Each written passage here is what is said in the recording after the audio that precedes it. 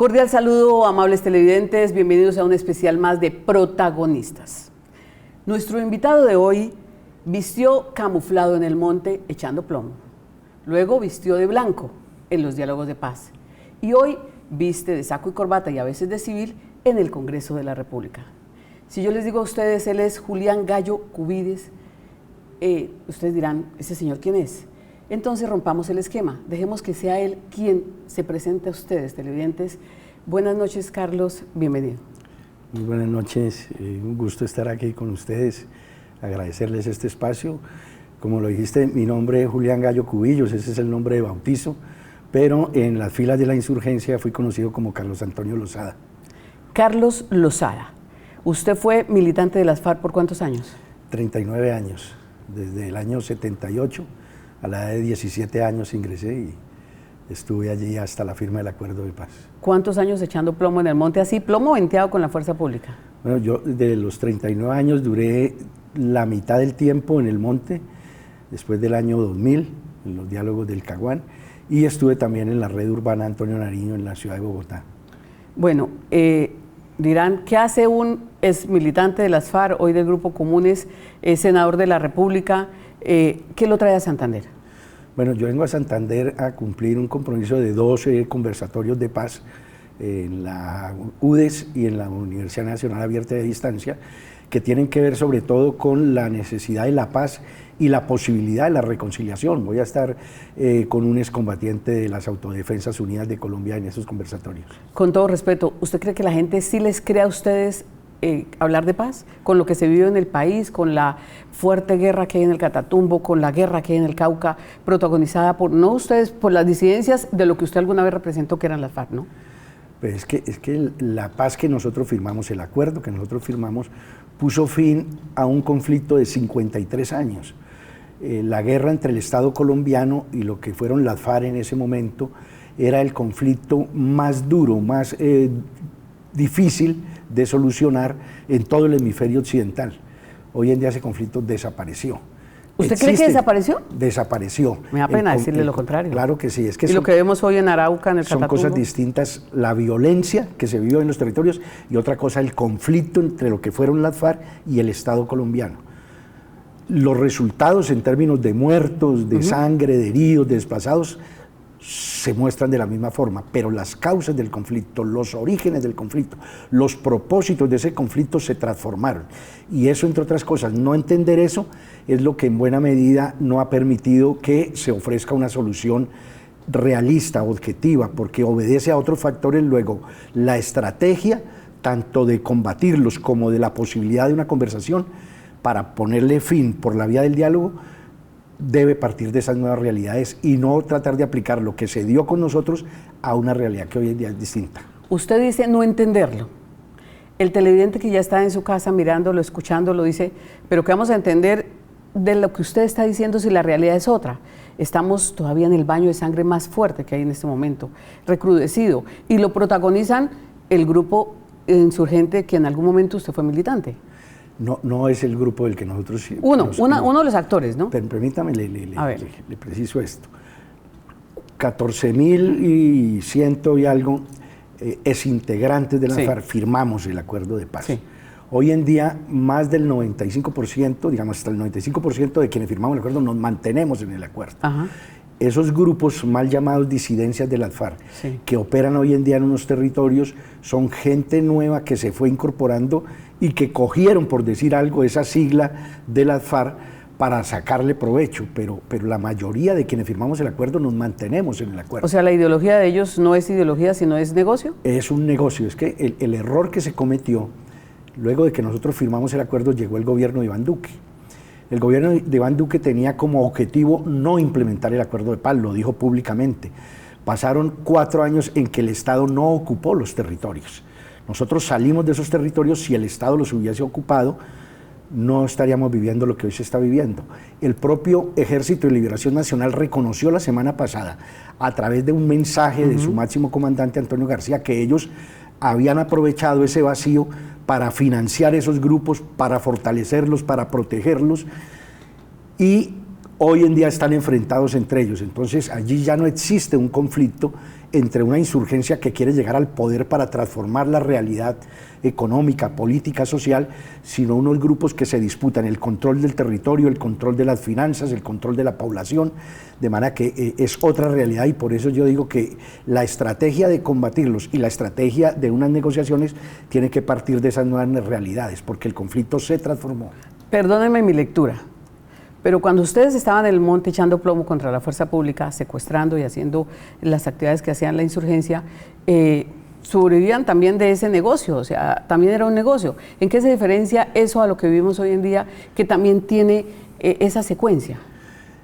Porque las expresiones aparentemente son las mismas, ¿cierto? Pero las motivaciones son distintas. Ah, las motivaciones. En el mundo existe el delito político, sí, y se reconoce que el delito político tiene unas causas distintas a el delito común. Por eso los delitos políticos son amnistiables, los delitos políticos tienen un tratamiento distinto. Nosotros, cuando firmamos el acuerdo de paz, el Estado reconoce al firmar el tratado de paz con nosotros y la comunidad internacional que habían unas motivaciones ideológicas, unas motivaciones políticas. También reconocimos que en el desarrollo de esa guerra cometimos crímenes gravísimos de lesa humanidad, crímenes de guerra que ya no pueden ser amnistiables. Y por eso precisamente surgió la Jurisdicción Especial para la Paz, para juzgar esos delitos que no son amnistiables. Pero atendiendo a esas motivaciones originales de orden político del conflicto armado, se pudo hacer un acuerdo de paz. Hoy en día hay que entender que esos grupos no tienen esos objetivos altruistas, no tienen objetivos políticos, y por lo tanto hay que darles otro tratamiento, pero buscar, además de la persecución militar y policial, soluciones por otros caminos como el sometimiento a la justicia, para que el Estado pueda, en el punto 3, en la introducción del punto 3 del acuerdo que nosotros firmamos, se dice claramente que al firmar la paz, ¿cuál es el máximo objetivo? Que por primera vez en la historia de nuestro país tengamos un Estado nacional, es decir, un Estado que controle el territorio, que tenga el monopolio de la fuerza y de las armas, que tenga el monopolio de la justicia y que tenga el monopolio de la hacienda pública. Si nosotros tomamos hoy la región del Catatumbo, o cualquier otra región, el Cauca, el Chocó, el Meta, el Caquetá, vamos a encontrar que hay partes del territorio en que el Estado no cumple esa función y la cumplen los grupos ilegales, a su manera. Entonces, por eso la paz debe ser la posibilidad de construir un Estado nacional que por fin, en medio de las diferencias que tenemos como nación, nos podamos unificar. Senador, preguntas rápidas, respuestas cortas. ¿El Estado les cumplió a ustedes en el acuerdo de paz? Hasta ahora no nos ha cumplido.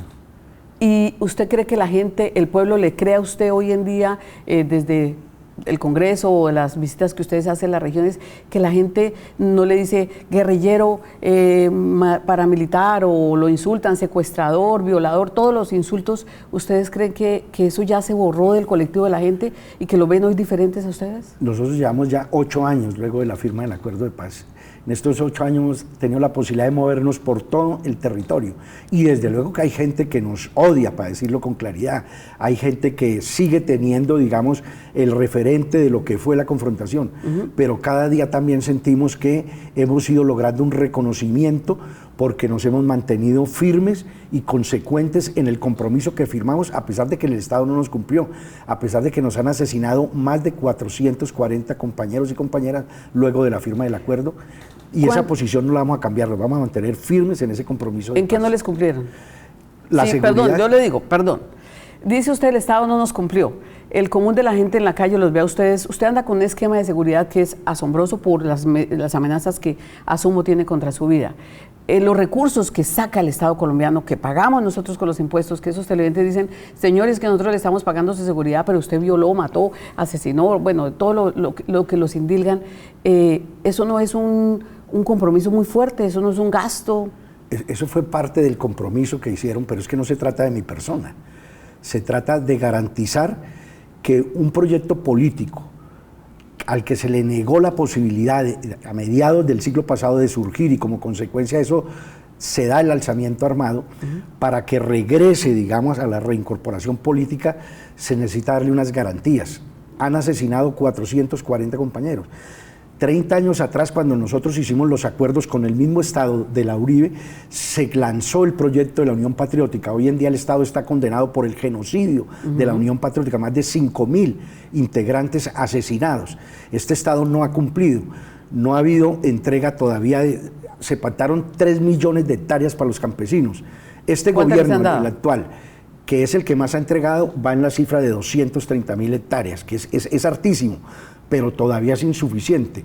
Se pactaron un catastro multipropósito, no se ha logrado avanzar. ¿Para qué? Para saber cuánta tierra tiene Colombia y en manos de quién está. Se acordó sustitución voluntaria de cultivos de uso ilícito. No ha sido posible que se avance en ese propósito cuando más de 95.000 familias firmaron ese acuerdo de sustitución voluntaria. El Estado no les cumplió. Apenas ahora, con la crisis del Catatumbo, está llegando el Estado a decirle a esos campesinos, les vamos a sustituir, pero han pasado 8 años.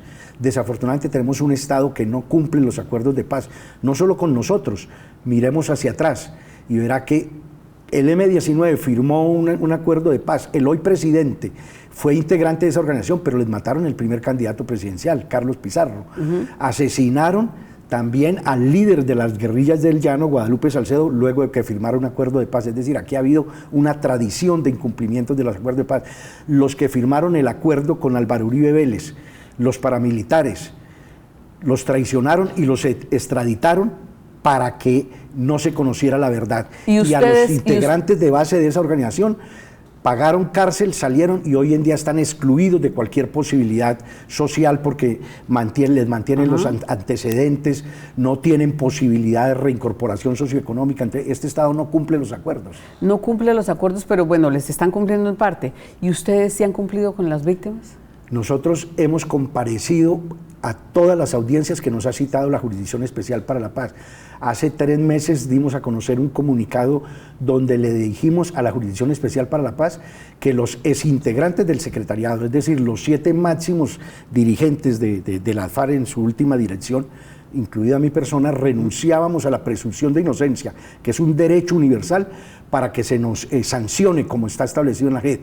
Y la JEP no nos ha querido responder sancionándonos. Es decir, en este momento somos nosotros lo que le estamos pidiendo al Tribunal para la Paz que nos sancione, y el Tribunal está diciendo, que lo dijo la semana pasada el magistrado presidente, que porque Estados Unidos va a recortar la ayuda de 16.000 millones, se acabó Said, que no van a hacer posible sancionarnos, cuando se han gastado más de 3 billones de pesos en estos 8 años. Carlos Lozada, ¿cuántas víctimas reconoció usted en la JEP? No, nosotros hemos reconocido cómo está concebido el acuerdo de paz en términos de justicia, que nosotros, por haber sido la última dirección, asumimos todos los señalamientos, las acusaciones que se hagan contra la organización. ¿Cuántas llevan acusaciones? No, es que la JED hasta ahora ha abierto 11 macrocasos.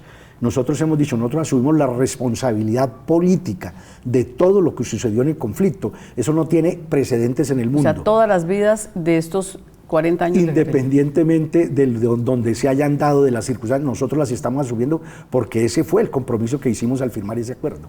Bueno, vamos enseguida a avanzar no solamente en este, sino en otros temas importantes para la región. Hacemos un breve break comercial y ya retornamos aquí con este invitado en Protagonistas.